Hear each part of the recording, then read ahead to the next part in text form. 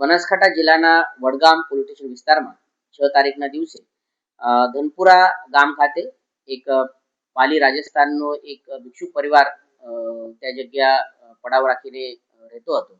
તેના જે નાના બાળકો હતા તેમાંથી એક 4 વર્ષનું જે નાનું બાળક હતું તેઓને ગુનાહિત પ્રવૃત્તિ ધરાવતા એક કિસ્મે ગાડીમાં આવીને ઉલચાવીને તેઓનું અપહરણ કરીને લઈ ગયા હતા.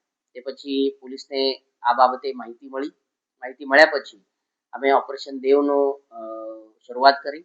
આમાં જે બનાસકાંઠા જિલ્લા પોલીસના વડગામ પોલીસ સ્ટેશન, ડિવિઝન કચેરી દાતા, local crime branch, SOG, parole, આ તમામ અધિકારી અને કર્મચારીને મળીને 7 જેવી ટીમ બનાવવામાં આવી. પ્રથમતા આ જે ગાડી હતી તે ગાડીની જે અમારા પાસે ડિસ્ક્રિપ્શન હતું તે ડિસ્ક્રિપ્શન ધ્યાને રાખીને આગળ પાછળના લગભગ 70 થી 80 જેવા કિલોમીટર વિસ્તારના સીસીટીવી ચેક કરવામાં આવેલ.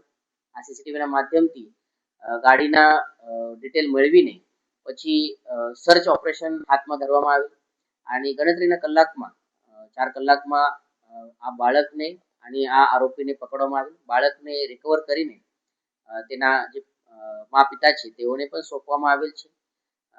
અને જે આરોપી હતો તે આરોપીનું નામ શૈલેષભાઈ ગમાર છે. શૈલેષભાઈ ગમાર એક પાબુ ઉર્ફે બાબુ ભગોરા, જે પણ બનાસકાંઠાના જ વતની છે, તેઓના સાથે સંપર્કમાં હતા. તેઓની એમો હતી કે આ પ્રમાણે બાળકને કિડનેપ કરીને રાજ્ય બહારના ટોળીને તેઓ વેચતા હતા. લગભગ 1 થી 1.5 કલાક જેવા રકમમાં આ સોદા તેઓનો નક્કી થતો હતો, પરંતુ પોલીસના યોગ્ય ઇન્ટરવેન્શનના કારણે તાત્કાલિક અમે બાળકને રિકવર કરી શક્યા.